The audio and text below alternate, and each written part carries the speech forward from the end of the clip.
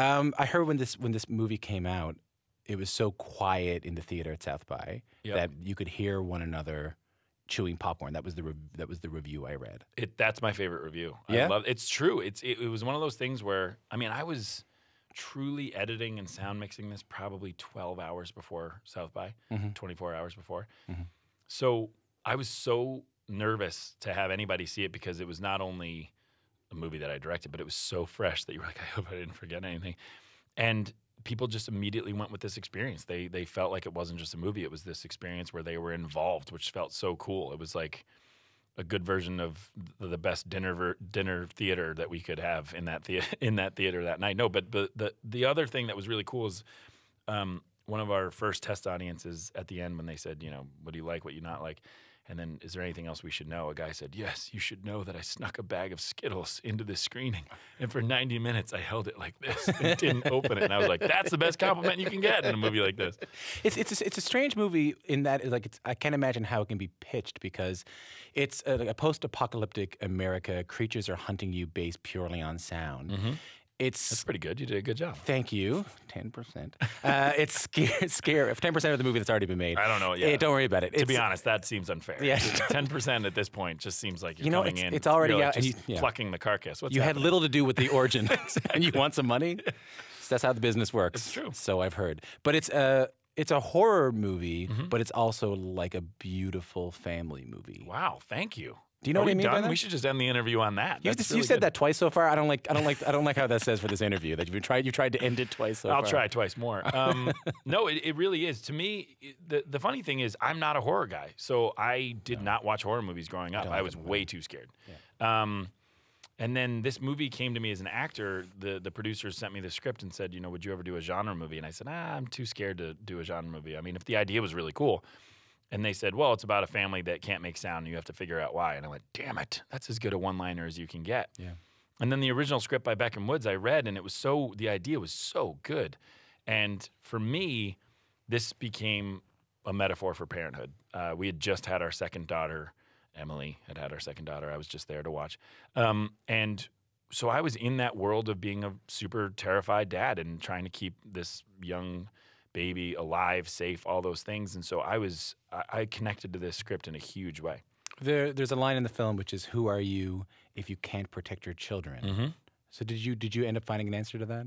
No, I'm still looking. That's why I have to go watch the movie a couple more times. No, but really, I mean, I don't have any kids. I don't know what it's like. But there's one thing I've kind of learned is that there's no real training manual. No, there's no manual, and anytime you think you're getting good at it, it changes again and again and again. So, to answer your question, yes, I think that this movie kind of was an exploration of exactly that line, and that was, one of our favorite lines to talk about, Emily and I, going into the preparation of it, because truly, you define yourself by your kids and their well-being and their safety, and it's a weird thing. That shift is all the cliches are true about parenthood. I mean, and one of the cliches you don't necessarily hear though is it's scary.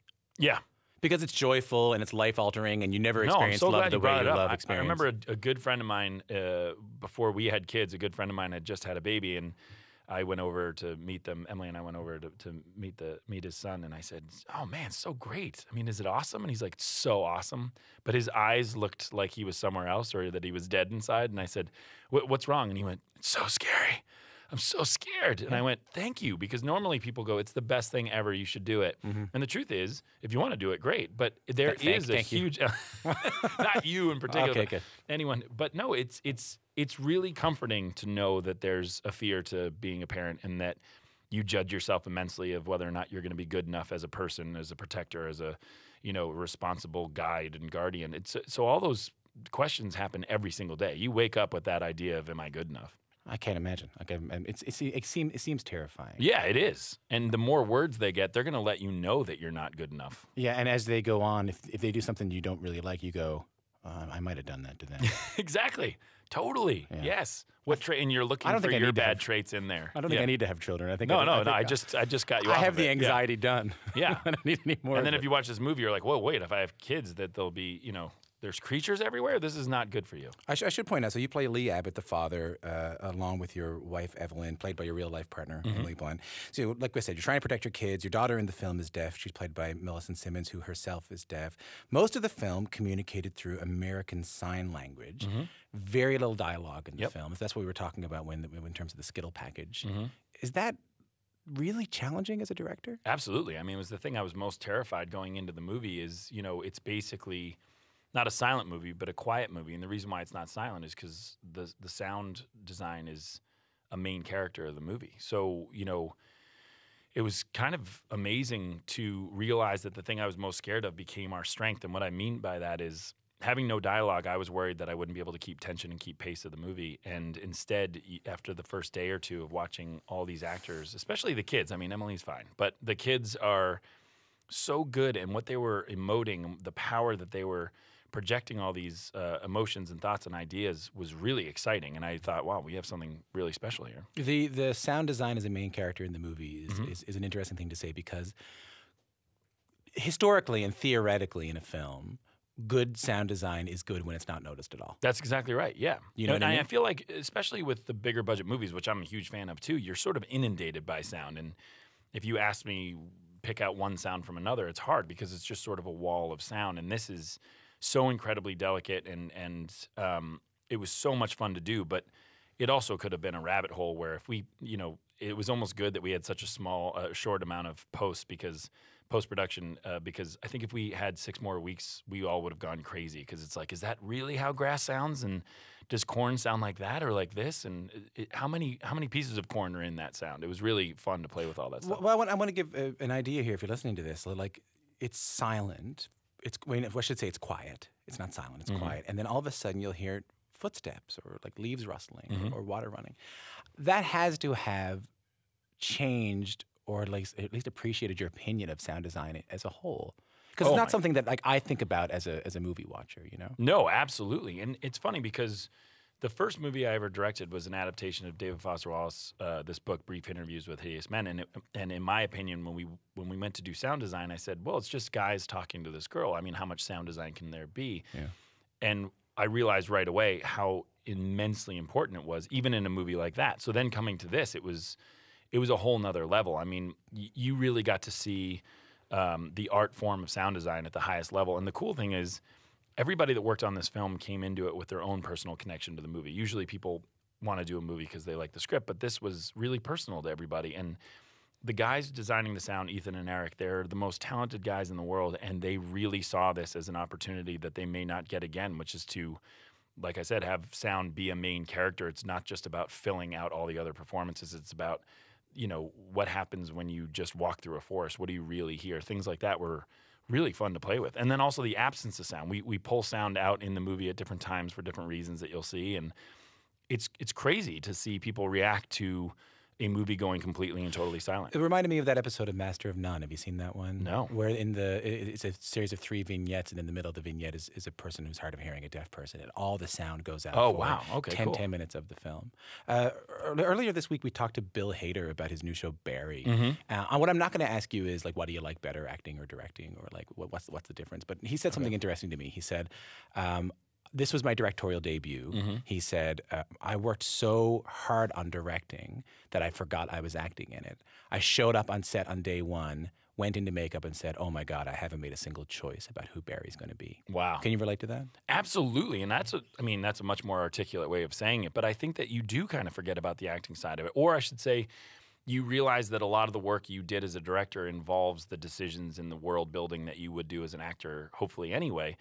But for me, the reason why it was really exciting to be an actor and director in the same movie is because you realize there's challenges, but there's also such benefit to it, meaning being in the scene with these actors, you're allowed to keep the flow going. You sort of create this membrane of safety in whatever flow the actors are doing, meaning if I was a disembodied head behind monitors yelling cut and coming in, I'd be ruining everything they sort of were building towards. Right. There's a how do I put this? A flow. There's a feeling. Absolutely, yeah. And so really being in the scene with them, you realize you just become a tool for them to keep building. And so you give them small notes and keep the camera running, or you don't let anybody come into the set and you keep talking. So in a lot of ways, it was almost like doing a play a lot of the time because you were in it together. And it gives you empathy for directors who are good at that, right? Absolutely, who understand yeah. that it's not about disrupting the energy. Absolutely, yeah. One of the I mean, I've learned from all the great directors I've worked with, but one of the things you learn really quickly is the worst thing you can do as a director is tell an actor what you see the movie or what you see the scene being. You got to let them sort of explore it for themselves and guide with them. It's like a two-person dance rather than, okay, this is what you're going to do in this scene. It's more about what do you see, give it a couple shots. I remember on The Office, there was a director, Ken Kwapis, who would never give you a note before 3 takes, and it really helps. And I asked him one day why, and he said, well, it's because usually actors recorrect themselves quicker than I can anyway. All the notes that I was going to give them, they know they missed it. And so by the 3rd take, they're like, oh, these are the things I was going to do. And so it's actually more frustrating as a director to tell the actor, hey, do this. And they're like, I know, if you just gave me one more, I would have done it. That's really interesting. Like, is this because acting? I don't act like. But you're doing a pretty good job right now, though. I'm acting like I'm interested. Well, I think it is funny because this is a really weird job because it is sort of performative. Like, absolutely, it is a performance job, even though I'm trying to have an honest conversation. Yeah, with totally. someone. I mean, there's a cot right here that you just go to sleep and then you come back and you perform and you go to bed again. It's more of a cryogenic chamber. They can keep me. I'm actually 107 years old. Wow, you look great. I don't. You're listening to Q. I'm speaking with John Krasinski. His new movie is called A Quiet Place, which he not only stars in but also directed and helped write. Though I had a really embarrassing moment just before we started the interview where I said, all right, I said to Andrew, who shoots the show, I said, Andrew, you ready to go? I said to Elaine, who produces the show, you ready to go? I said, Mitch, are you ready to go? Who's the technician on the show? And I looked at John and I said, all right, Jim, are you ready to go? Mm-hmm. And that's because of... And I walked out. Yeah, he punched me in the face. It's because of this. I think it's great that the company's making a commercial because not very many people have heard of us. I mean, when I tell people that I work at Dunder Mifflin, they think that we sell mufflers or muffins or mittens or... And frankly, all of those sound better than paper, so I let it slide. That's John Krasinski playing Jim Halpert on The Office, an episode where they were making an ad for the company. So, John, you went to Brown. You did sketch there. I know you studied Shakespeare. I know you were an intern on Conan O'Brien, but this really had to be the breakthrough, right? Do you remember when you found out you were going to be on that show? Oh, yeah, absolutely. I mean, it is not only the breakthrough, it's everything. I know that at the end of my career, the thing I'll be most known for still is that character, and that's an honor. Are you okay with that? Absolutely. I mean, it's a trope, right? It's a trope that people aren't okay with that. Yeah, well, I think for me, yeah, absolutely. I mean, but it also depends on your experience. I mean, The Office is as good as it gets for me. I mean, that was so much fun to do. I remember people asking me, okay, at what point did you guys all start hating each other and not have fun? And I said, never. And no one believes me, but it's true. To the very last day, we were all so emotionally connected as family, as friends, having the best time working on the best material with the best writers and the best actors. So it can't get better than that. But as far as finding out, I was a huge fan of the British show. Yeah. And I remember when I found out that they were going to do an American version, I was very nervous and stupidly said that in my audition to a random stranger who ended up being the executive producer. And I said, I really hope they don't screw this up because Americans always screw up good UK television. Mm-hmm. And he was like, I'm Greg Daniels. I'll be your potential boss if you don't screw up this audition. I've heard you tell that story before. Do you think that helped you? Are you saying that I'm unoriginal and I can't have any? No. I mean, I get it. I love the story. Listen, guys, get out. I love the story so much. But I've always wondered when you told that story.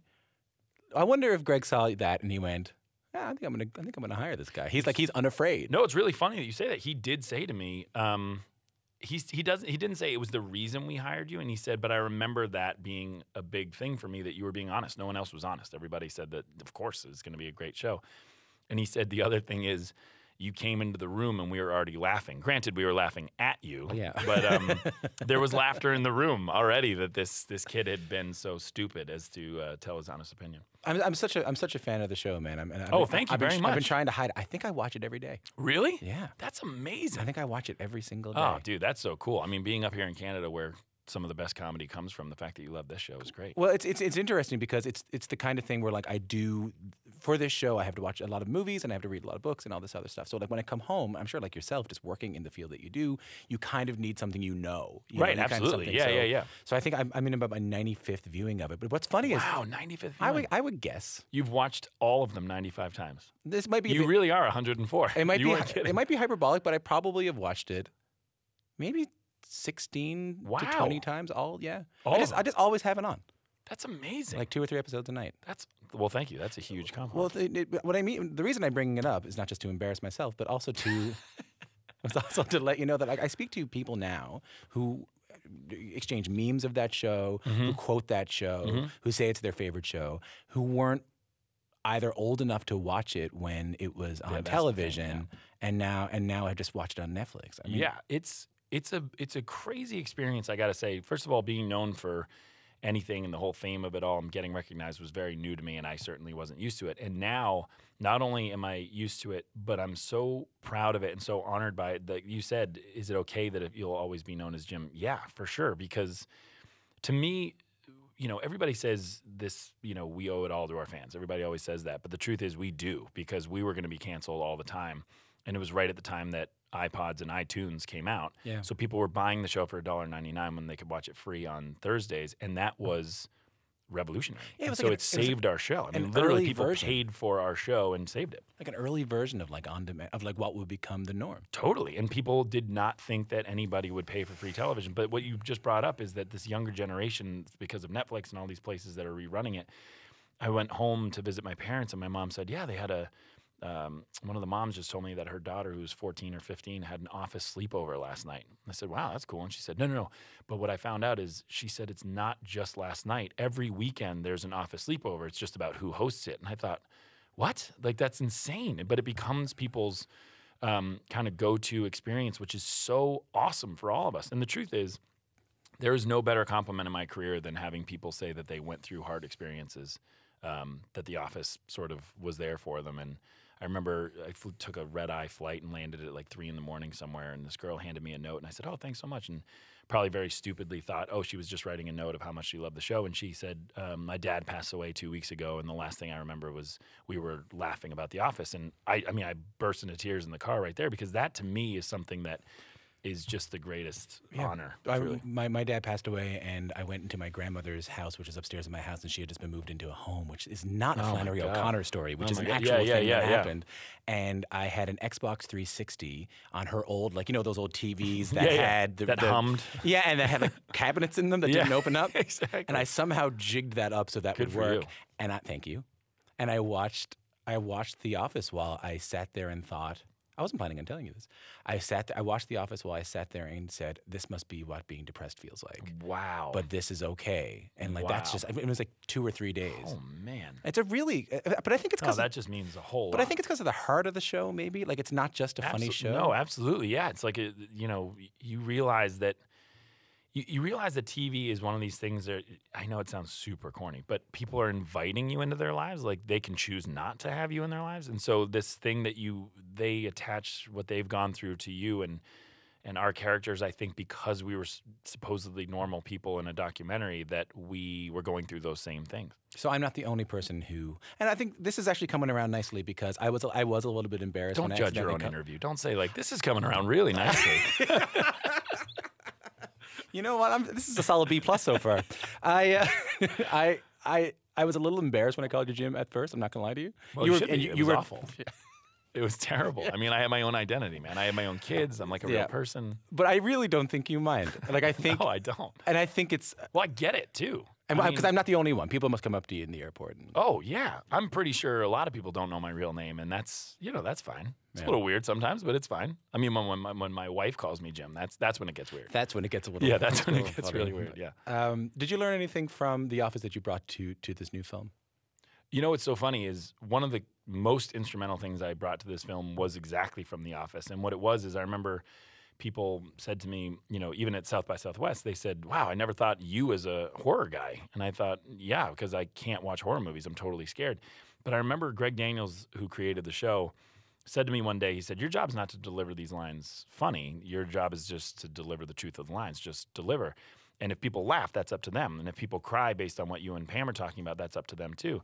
And it sounds like a tiny bit of advice, but I took that through my entire career and truly would not have directed this movie had it not been for that advice. And what I mean by that is my job was to tell the story about a family. You alluded to very sweetly about the very beautiful family story that's going on. To me, that's all I bonded to, and what I saw and what I knew how to do, and what my job was to have you fall in love with these characters. And hopefully if you're scared, it's because you love them so much you don't want anything to happen to them. And that's exactly what it was in The Office. I remember, Greg saying the reason why people are going to like the show or not like the show is based on whether or not they like the characters. And it's huge. That's what. Have you seen that Gary Shandling doc, The Judd Apatow? No, I can't wait to see it. It's amazing. And there's what's that? Is that like HBO or HBO 4.5 hour long? Wow, really? Yeah. Oh, I can't wait. And I took something from it. I've been thinking about it all week, which is that Gary Shandling said to Judd, he said, What makes you funny is when you are your truest self on stage. Totally true. Don't try to be funny. Don't try to be anything. Yeah. Just be your truest self. I talk about this with my wife all the time. Some of the people in our lives that we think are the funniest people don't think they're funny. Yeah. It's just, they arrive at your house and they talk about going through a toll booth and how the guy in front of them did X, Y, and Z. And you're like, that's a comedy bit. No, it's just their real life and they're genuinely frustrated. And it's very funny. This has been really interesting for me. So since the show ended, The Office ended in 2013, you've just been doing a lot. You've been writing and acting and taking on all kinds of projects. You're doing Jack Ryan soon. Yes. Yeah, I am the character of Jack Ryan now, which is crazy. So there's directing a film based on David Foster Wallace. There's I would describe it like kind of quirky indie films. There's this horror film. There's now being a big blockbuster star. Is there a guiding principle here? Like, is there something like kind of deep down? It's so funny, yeah. And I wasn't expecting to talk to you about this, so here we go. Should we hold hands? Yeah. I actually named my production company Sunday Night because when I was living in New York, I was a waiter, and the one thing that someone taught me is the one thing you don't get to do when you're trying to be an actor is act, because you have to make, do and pay the bills. And so I met with this group of guys every Sunday night to basically, for the only time of the week, talk about plays, movies, books, all the stuff that we wanted to talk about or experience but couldn't. And so when I had the unbelievable opportunity and good fortune to have The Office and have all these opportunities open up to me, I remember those guys and those nights so clearly that I just couldn't be the guy who sat back and waited for the phone to ring. I felt like we were in some dark bar every Sunday night talking about our hopes and dreams and what would we do if we had a shot. And I got that shot, and I just didn't want to squander it. So I do all these things because I feel like if you're given an opportunity like this, just take it for all it's worth. And I've always been the guy who says, put me in the game, and if I screw up, don't put me in ever again. So luckily, even with directing, if it wasn't good, I wouldn't do it again. So luckily people like it, so maybe I will do it again. I think you should. Thank you. It's been such a pleasure. Thank you very much. This is a great one. I enjoyed that. It's over? We're done. Unless you want to keep going. Yeah, let's just do another one, but we'll be different people.